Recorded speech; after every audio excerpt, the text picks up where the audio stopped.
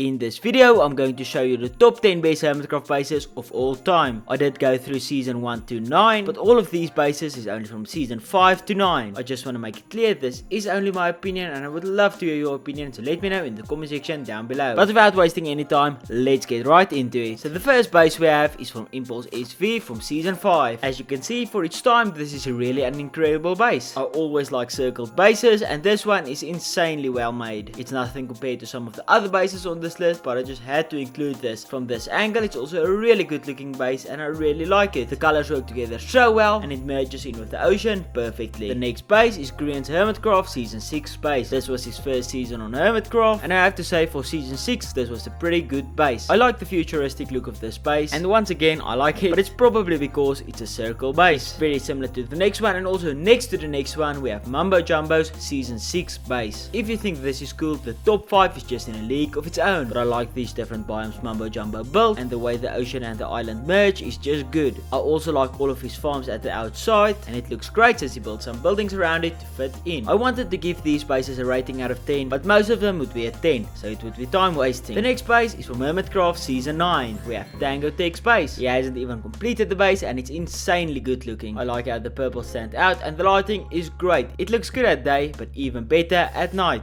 I know I've said it before, but this is insanely well made. Moving on to number 6, we have Concorp. This is also the last base from season 6, and like all of the bases from the previous seasons for its time, this base was amazing. I'm not saying it's not amazing anymore, since it's still great, and at night this base looks good, but it doesn't lose its cool look when it gets day. As you can see, it's still great. The base also have a very nice interior with a map showing off the Concorp area. Like I mentioned, a very cool looking base. Now going to the top 5. In 5th place we have Mumbo Jumbo's season 7 base. This base is a future civilization preserving an ancient temple, and I really like how it connects to each other. The chain really helps out a lot. There's not really much to say, it's just one good looking base. Now going to the top 4. In 4th place we have Tango Tech's Cave of Fifi. It's hard to imagine that this base was built in survival mode, but the Hermit is just insanely talented. Look at this doesn't even look real. The cave combined with the lava is just amazing. This was really well built and it looks extremely well, but the top 3 is just in a league of its own. So going to number 3 we have False Symmetry's season 7 base. This is really insane.